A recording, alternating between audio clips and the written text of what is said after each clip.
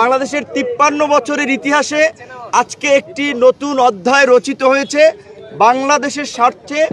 জাতীয় ঐক্য এবং সংহতি প্রতিষ্ঠার লক্ষ্যে একটি সর্বদলীয় সভা এই অন্তর্বর্তীকালীন সরকার বাংলাদেশের ইতিহাসে করেছে। এর আগে কোনো সরকার এটি করতে পারে নাই। সেজন্য আমরা প্রথমত তাদেরকে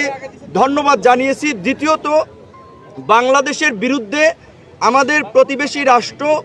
ভারতের মিডিয়ায় যে একটি সংঘবদ্ধ অপপ্রচার এবং প্রোপাগান্ডা আমরা দেখতে পাচ্ছি, এটি মোকাবেলায় বাংলাদেশের জনগণ, বাংলাদেশের গণমাধ্যম এবং বাংলাদেশের ডায়াসপোরা কমিউনিটি যারা বিভিন্ন দেশে ছড়িয়ে আছে এবং আমাদের আন্তর্জাতিক গণমাধ্যম সহ বিভিন্ন খ্যাতনামা প্রতিষ্ঠানে যারা কর্মরত, তাদেরকে নিয়ে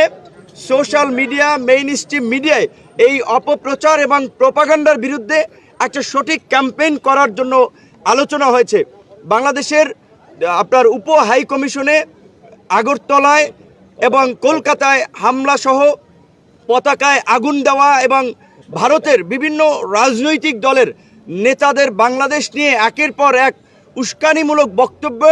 আমরা এটা ভারতের সরকারি অবস্থান কিনা সেটি জানার জন্য আলোচনা হয়েছে এবং সরকার এটি নিয়ে ভারতের সরকারের কাছে ব্যাখ্যা চাবে, সেটিও আলোচনা হয়েছে। যদি ভারত আমাদের সাথে একটা বন্ধুত্বপূর্ণ সম্পর্ক এগিয়ে নিতে চায় সরকারের পক্ষ থেকে এবং বাংলাদেশের রাজনৈতিক দলগুলোর পক্ষ থেকে সেই অ্যাপ্রোচ হবে। যদি ভারত সে ধরনের অ্যাপ্রোচ না দেখায়, তাহলে আবার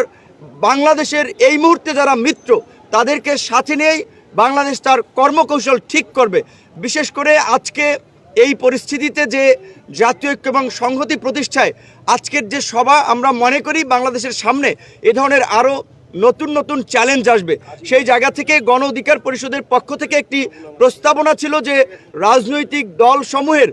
অংশীজনদেরকে নিয়ে আগামী 2 বছরের জন্য একটা জাতীয় সরকার করা এবং দেশে স্থিতিশীল পরিস্থিতি সৃষ্টি করায় 6 মাসের জন্য সব ধরনের সভা সমাবেশ নিষিদ্ধ করা। এবং একই সাথে আজকে যেহেতু বাংলাদেশের বিভিন্ন রাজনৈতিক দলসমূহ একত্রিত হয়েছে এবং দেশের স্বার্থে এক এবং অভিন্নভাবে তারা কাজ করবে, তারই প্রতিফলন হিসেবে অল্প সময়ের মধ্যে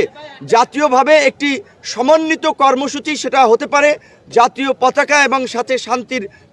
পতাকা, সাদা পতাকা নিয়ে কিংবা যে কোনো ধরনের একটা কর্মসূচি, সেই সিদ্ধান্তটা সরকারের পক্ষ থেকে জানাবে, যেটি সরকার এবং রাজনৈতিক দল, জনগণ সকলে পালন করার মধ্যে দিয়ে বাংলাদেশের বর্তমান যে জাতীয় ঐক্য এবং সংহতি প্রতিষ্ঠিত হয়েছে, আমাদের বিরুদ্ধে যারা এই অপপ্রচার প্রোপাগান্ডা চালাচ্ছে কিংবা বাংলাদেশকে যারা ব্যর্থ অকার্যকর করার জন্য অপতৎপরতা চালিয়ে যাচ্ছে, তাদের বিরুদ্ধে যে বাংলাদেশ এবং বাংলাদেশের জনগণ এক, সেটি জানান দেওয়ার জন্যই একটা অভিন্ন সমন্বিত কর্মসূচি পালনের সিদ্ধান্ত।